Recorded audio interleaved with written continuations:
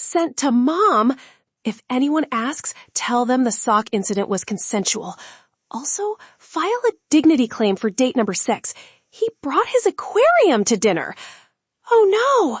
I'm Liv, your chronically online host. And yes, that is the exact sentence that started this particular dumpster fire.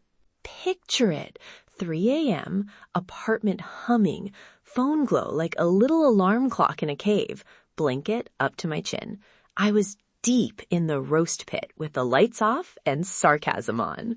We had rules, no filters, nicknames that should probably be illegal, receipts for every terrible first date. It was therapeutic and cruel in exactly the right proportions. The cast, caffeine and nicknames. Marco, brutal honesty and fire emojis. Me, context, receipts, GIF curator. We were a small, terrible jury. That night's defendant was date number 6, aka Sandals at Night, a man who arrived in Birkenstocks with socks and explained that sunlight made him restless. He tried to pay for dessert with a coupon for bulk gummy worms. True story.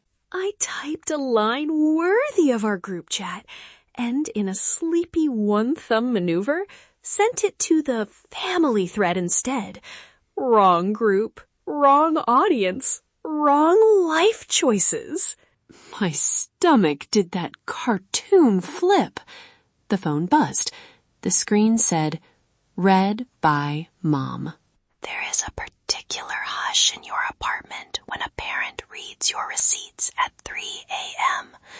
It's like the world waits to see what you will do next. The typing bubble appeared. My entire emotional database went offline. I should have renamed the chat Not for Moms. I didn't. Rookie move.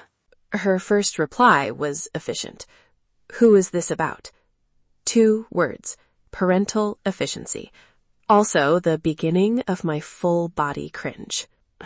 Plausible deniability is an art. I tried it. Spoiler. Mom had already read it. I did the adulting thing that looks like criminal defense. Wrong thread, then autocorrect, then LOL ignore. 3 messages in a row like I was negotiating with a jury that only has snacks and common sense. She responded, "Why is there a sock incident? Is everyone okay? Should I be worried?" At that point, my brain went full buffering mode. Apologies, mental gymnastics, and then existential silence because excuses were out of stock. Meanwhile, Jess slid into my DMs with a screenshot of the family thread and the caption, "Delete your account." Thanks. Super helpful. Not helpful at all. Then my phone rang. It was Mom. For 2 seconds, we did the, "Hi, how are you?" And then she asked, "Who is date number 6? Why did you write that? Did he steal something?" My comedic explanation, "It's a roast," landed like a beach ball at a funeral. She doesn't get the joke the way my friends do. She hears report and concern and immediately starts making contingency plans involving soup and awkward phone calls. Classic mom energy. The call turned into a family archaeology session where she cataloged the disasters of my dating life and offered to bring comfort food like it was a natural disaster. Sweet, terrifying, and oddly grounding. Back in the roast pit, the moral debate was in full swing. Jess, transparency builds character. Marco, we're all adults. Me, we are not adults. We were useless at crisis management and Olympic level at content creation.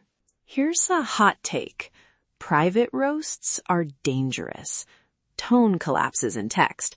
Context vaporizes when your audience changes. A joke that lands with friends reads as cruelty to someone who has known you since birth.